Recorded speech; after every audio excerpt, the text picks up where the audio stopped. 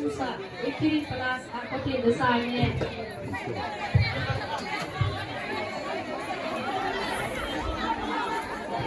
Elles restèrent silencieuses quelques minutes. Kani soucieuse se demanda bien ce que Maman Téné pouvait avoir d'aussi sérieux, d'aussi important à lui dire. J'ai à te parler de la part de ton père. Écoute-moi, écoute bien et réfléchis à ce que je vais te dire. Aujourd'hui, tu es une grande fille, Dieu merci. Plusieurs de tes camarades de ton âge sont des mères de famille. Elles sont heureuses et elles remercient Dieu, car la plus noble aspiration d'une jeune fille est le foyer. Oui, le foyer, un mari et des enfants, c'est le plus grand bonheur. Kani, ton père et ses frères se sont réunis et ils ont décidé que tu épouseras Famaga. Moi, épouser Famaga. Chasse donc te conduire en conséquence, dans la rue, au marché, partout où tu iras. N'oublie pas que tu n'es plus libre, tu as un mari désormais et les gens t'observeront, c'est la parole de ton père. Kani se resta immobile, les yeux grands ouverts. Tu auras la bénédiction de Dieu. Continua Maman Téné. Si tu suis tes parents. À ces mots, Kani se laissa tomber sur le tara, couvrant son visage de ses mains et sanglota. Maman Téné mit sa main sur son épaule et d'une voix neutre lui dit: Tu n'as pas à pleurer. Tu n'es ni la première, ni la dernière. Je n'aime pas Famaga. Je n'aime pas Famaga. Cria Kani au milieu des sanglots. Il n'est pas question d'aimer. Tu dois obéir. Tu ne t'appartiens pas. Et tu ne dois rien vouloir. C'est ton père qui est le maître. Et ton devoir est d'obéir. Les choses sont ainsi depuis toujours. Ma, fit Kani qui s'était vivement redressée. Pardonne-moi, je ne peux pas être la femme de Famaga. Faites-moi ce que vous voudrez. Je préfère mourir. Maman Téné demeura interdite et regarda longuement sa fille et porta la main au menton en signe d'étonnement. Kani, comment oses-tu parler ainsi? Comment oses-tu dire de pareilles choses? Est-ce la malédiction qui descend sur toi? Non, maman, je veux vous faire comprendre ce que vous envisagez est impossible. Pourquoi donc refusez-vous ça? Que vous a-t-il fait de mal? Pourquoi ne me laissez-vous pas continuer mes études? Je vous en supplie. Kani, Fit doucement Maman Téné. Écoute-moi, tu n'es plus une enfant. Tu sais voir et comprendre certaines choses. J'ai souffert dans cette maison. J'y souffre encore. Pour toi et tes frères, j'ai tout accepté. Et je suis prête à continuer, car vous êtes mon seul choix. Si tu obéis, j'en serai heureuse. Et je te prierai pour que la vie te soit douce. Mais si tu te dresses contre ton père, tu augmenteras mes souffrances. Et je ne pourrai plus paraître au milieu de mes semblables. Maman Téné avait les larmes aux yeux. Sa voix n'était plus celle de l'autorité, mais de l'amitié et de la douleur. On lui dit qu'elle comprenait Kani, mais qu'elle savait que ce mariage était une épreuve pour elle.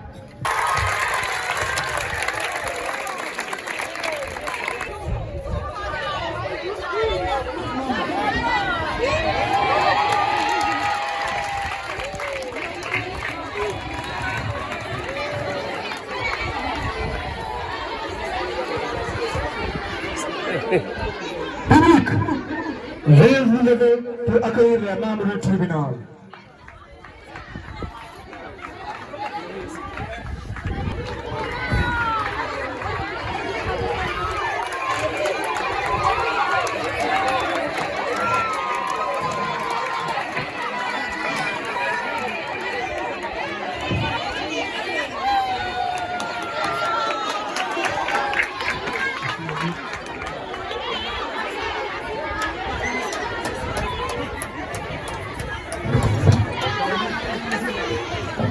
Merci, asseyez-vous.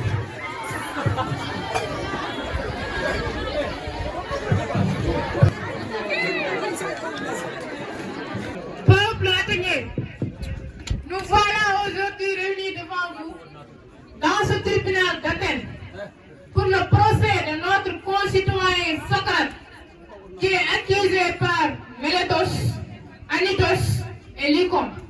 C'est ce, mesdames et messieurs, chers collègues, nous sollicitons votre attention s'il vous plaît. La parole est au président du tribunal. Monsieur le juge, vous avez la parole. Merci.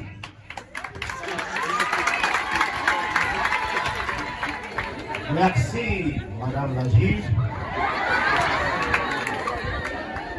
Garde, Oui, Président. faites entrer les accusateurs. À vos ordres, Monsieur le Président.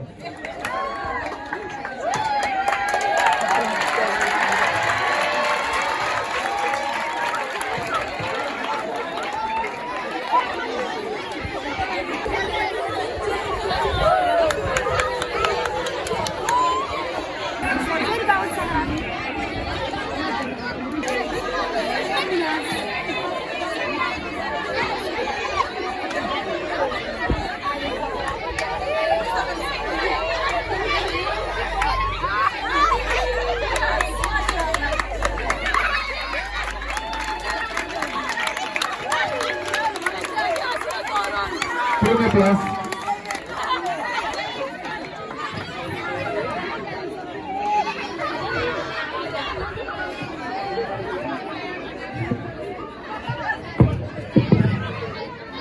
Merci. Garde, Oui, Président. amenez-moi Socrate le plus vite possible. À vos ordres, Président.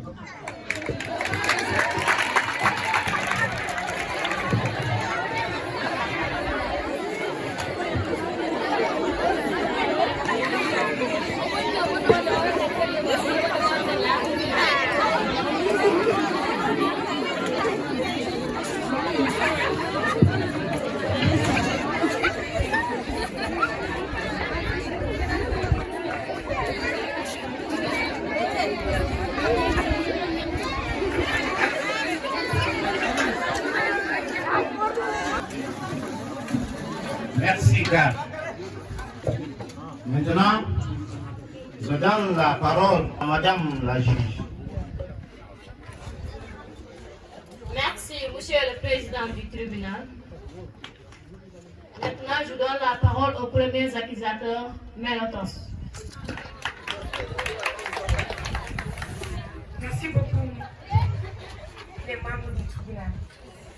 Peuple athénien, cet homme-là est coupable. Indiscutablement ce qui se passe sous la terre et dans le ciel. Il rend bonne la mauvaise cause et enseigne à d'autres à faire comme lui.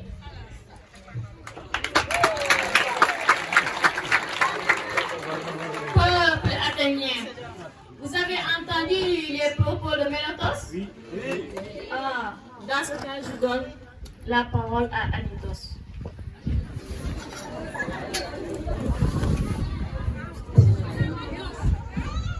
Merci, Madame la juge. Vous connaissez que je suis longtemps frappé par la faute de Socrate à cause de la détestable influence qu'il a mise sur mon fils. Mais ce n'est pas seulement un père qui vient se plaindre, mais tout un peuple. Vous savez très bien, peuple athénien, Socrate croit la jeunesse et mon fils était influencé par son maudit comportement. N'est-ce pas, peuple?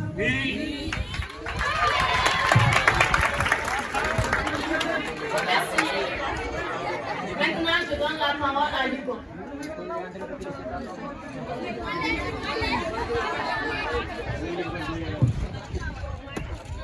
Peuple athénien.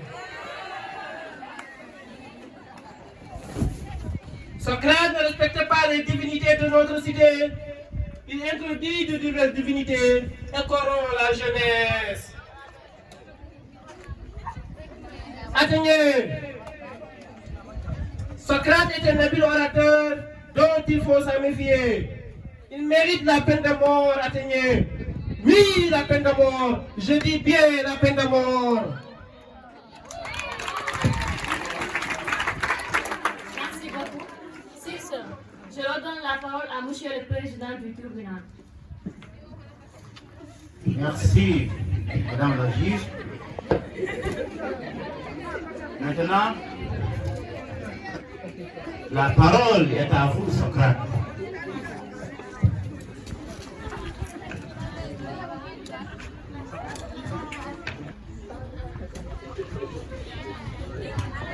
Quelle impression mes accusateurs ont fait sur vous? Athénien, je l'ignore. Pour moi, en les écoutant, j'ai presque oublié qui je suis. Car leur discours était persuasif et cependant, je puis l'assurer. Ils n'ont pas dit mot de vrai. Mais ce qui m'a le plus étonné parmi tant de mensonges, c'est quand ils ont dit que vous deviez prendre garde de vous laisser tromper par moi, parce que je suis habile à parler.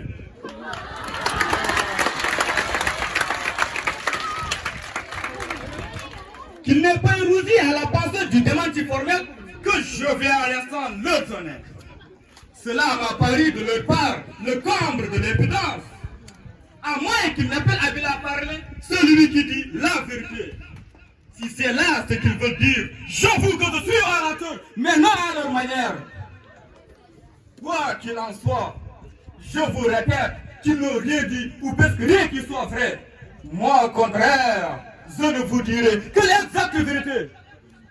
Socrate, pourquoi ne pas dire la vérité en finir une fois pour toutes? Mais alors, Socrate, quelle affaire est-ce donc la tienne? D'où sont venues ces calomnies répandues contre toi? Tu prétends que tu ne fais rien de plus extraordinaire que les autres. Mais tu ne seras sûrement pas l'objet de tant de bruit et de rencontres. Si tu ne faisais pas autre chose que les autres. Socrate, dis-nous donc qui en est, en fait que nous ne te jugerons pas à la légère. Cette objection me paraît juste. Et je vais essayer de vous expliquer d'où me sont venues cette notoriété et ces calomnies. Écoutez donc, peut-être quelques-uns d'entre vous s'imagineront-ils que je plaisante. Pourtant, soyez sûrs que je ne vous dirai que la vérité. Alors, la réputation qu'on m'a faite ne vient pas d'autre chose que d'une certaine sagesse qui est en moi. Mais alors, Socrate, il semblait que j'ai entendu le mot sagesse dans vos propos. Quelle est cette sagesse? Il faut nous répondre. Quelle est cette sagesse, Socrate? C'est peut-être une sagesse purement humaine, Madame la juge. Cette sagesse-là, il se peut que je la possède effectivement. Tandis que ce dont je parlais tout à l'heure en a une qui est sans doute plus qu'humaine. Sinon, je ne sais qu'en dire. Moi, je ne la connais pas. Et qui dit le contraire est un menteur. Et le dit pour moi dénigrer. Alors, tu veux dire que tu es plus sage que cet homme. Mais comment cela? Tout en m'en allant, je me disais à moi-même, je suis plus sage que cet homme. Il ne se peut qu'aucun de nous deux ne chasse rien de beau ni de bon. Mais lui croit savoir quelque chose alors qu'il ne sait rien. Tandis que moi, si je ne sais pas, je ne crois pas non plus le savoir. Répète Socrate, nous n'avons pas compris. Écoutez, mes amis, je disais, tout en m'en allant, je me disais en moi-même, je suis plus sage que cet homme. Il ne se peut qu'aucun de nous deux ne cherche rien de beau ni de bon. Mais lui croit savoir quelque chose alors qu'il ne sait rien. Tandis que moi, si je ne sais pas, je ne crois pas non plus le savoir. Il me semble donc que je suis un peu plus sage que lui, par le fait même que si je ne sais pas, je ne pense pas non plus le savoir. Ça suffit, Socrate. Tu t'adresses à nous, Socrate. Alors, tu es condamné à mort. Oui, qu'on l'a dit. Tout de suite, dans son chef d'accusation, la peine de mort. Ce que je dis là ne s'adresse pas à vous tous, mais à ceux qui me condamnent à mort. Vous êtes juge, il mérite une peine de mort. Ce n'est pas faute de discours que j'ai été condamné, mais faute d'audace et d'impudence. C'est faux, monsieur le président. Silence. Et parce que je n'ai pas voulu vous faire entendre ce que vous serez été le plus agréable. Socrate se lamentant, gémissant, faisant et disant une foule de choses que j'estime indignes de moi, choses que vous évitez à entendre des autres accusés. Oh, Socrate. Après cela, je désire vous faire une prédiction à vous qui m'avez condamné. Mais de quelle prédiction parles-tu, Socrate? Pourquoi ne pas dire la vérité en finir une bonne fois? Objection rejetée.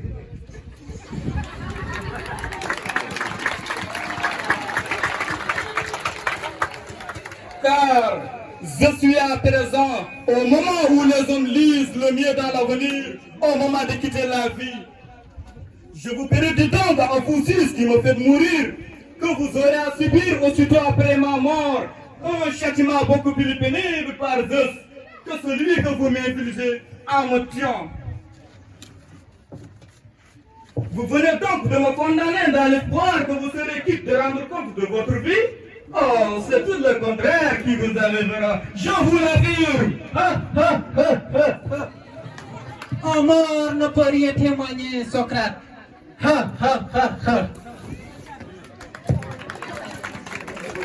Continue, Socrate. Il te reste un peu de temps. Dis la vérité, Socrate. Ces ignorants n'ont rien compris. Mais,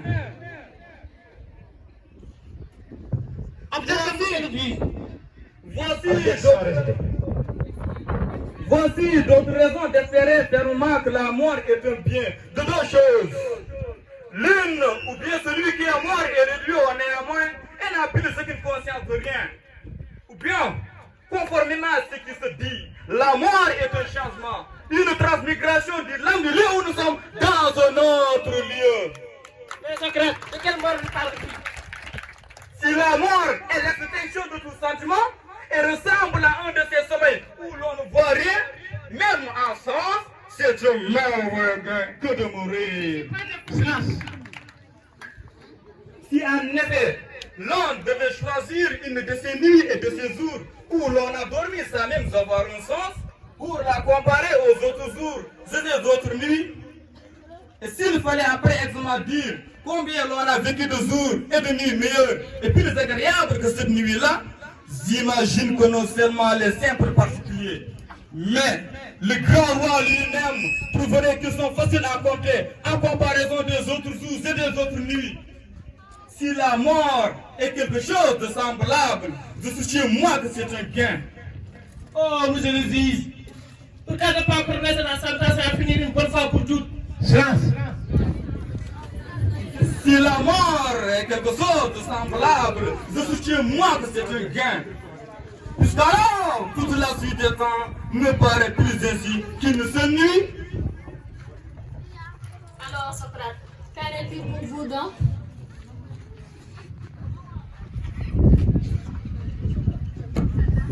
Socrate, pourquoi ne répondrez pas vous? Le mien non plus n'est pas le fait du hasard. Et je vois clairement qu'il valait mieux pour moi mourir à présent, pour être délivré de toute peine. De la vie que le signe m'a retenu à aucun moment et que je n'en veux pas beaucoup à ceux qui m'ont condamné, ni à mes accusateurs. Objection, monsieur le juge. Objection rejetée. Il est vrai qu'en me condamnant et en m'accusant, qu'il n'avait pas la même pensée que moi. Il croyait bien mon nuire et en cela, il mérite d'être blâmé. Cela être blâmé, c'est toi, Socrate. Taisez-vous.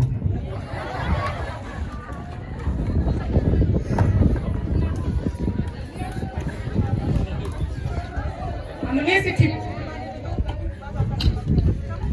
Garde. Oui, président. Prenez-le. Oui, il va être jugé, il va être jugé, il va être jugé. Monsieur le président.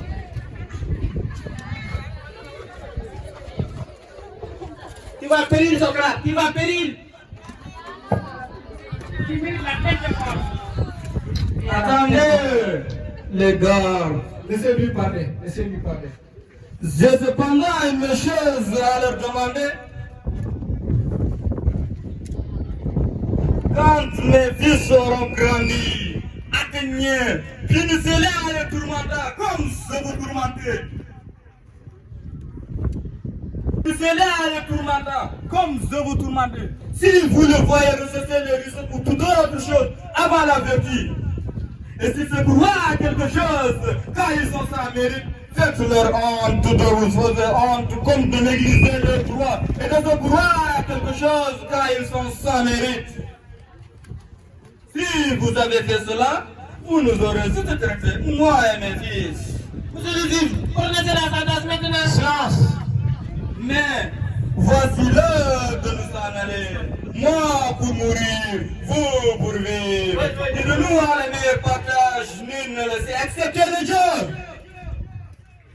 Maintenant, nous donnons l'autorisation en cas d'exécuter la décision du tribunal, la peine de mort.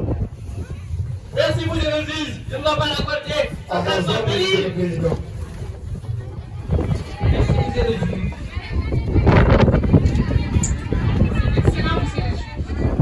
Socrate, en vertu des pouvoirs qui me sont conférés, tu devais obligatoirement boire ce poison. Après l'avoir bu, vous devez vous promener jusqu'à ce que vous sentez vos jambes s'alourdir. Après quoi, vous devez vous plonger. Vous devez obligatoirement boire ce poison. Obligatoirement boire ce poison. Après, vous allez vous allonger. Après, le poison aura fait ses effets. Oh, Socrate, tu Socrate. me dis maintenant. Prenez, Ne t'en fais pas, mon ami Kirtan, je vais boire. prenez et buvez. Cher Kirtan, la sentence a été déjà prononcée.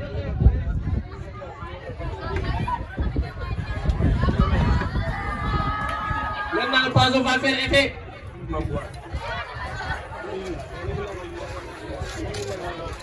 Oh, Platinier!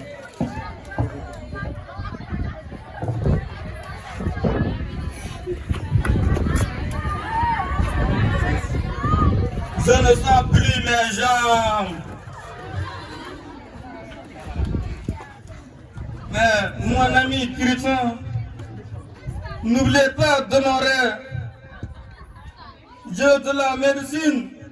La promesse faite au Dieu de la médecine à que les pièces lui offriront encore. Socrate, il est mort. Socrate, Socrate, Socrate, Socrate. Ton ami est déjà mort, Kirtan. Ton ami est déjà mort. Garde. J'ai le cœur attristé. Amenez-le.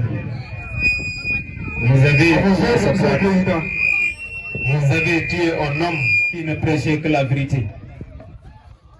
Peuple athénien, Monsieur le juge, Anytos, Mélétos, Libon, pourquoi dans la cité, la justice a-t-elle pu être bafouée et que la vérité condamnée à mort?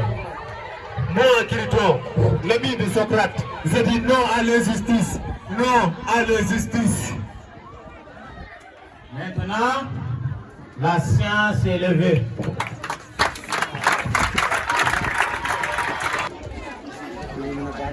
Les élèves de la seconde L, S, les élèves encadrés par Moucheli, il a besoin de vous après dans la salle de la 3e B.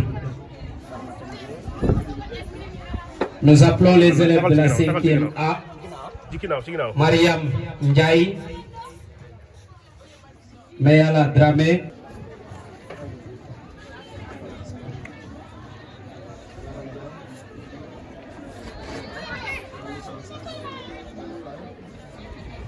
les élèves de la seconde, s'il vous plaît.